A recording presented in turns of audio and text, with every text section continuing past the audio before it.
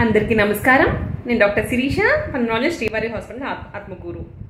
ఆయాసంగా ఉంటుందా? ఛాతీ పట్టేసినట్టు ఉంటుందా? ఇంకా దగ్గొచ్చి గళ్ళల తెమ్మడం ముద్దలుగా ఎక్కువగా వస్తుందా? ఇది రాత్రిపూట పొద్దున్నే ఎక్కువగా అనిపిస్తుందా? ఆస్తమా లేదా ఎలర్జీగా నిర్ధారణ చేశారా? ఇవి గమనించుకోండి.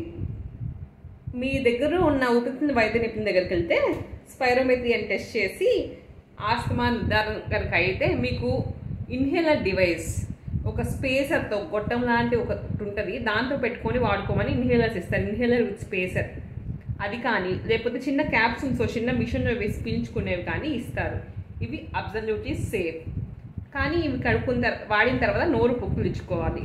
తర్వాత ఆస్తమా ఎడ్యుకేషన్ చాలా ఇంపార్టెంట్. అంటే మీకు ఈ సిమ్టమ్స్ అన్నీ ఎక్కువగా ఉన్నాయా తక్కువగా ఉన్నాయా అని ఇంటి దగ్గరే టెస్ట్ చేసుకోవచ్చు మీరు.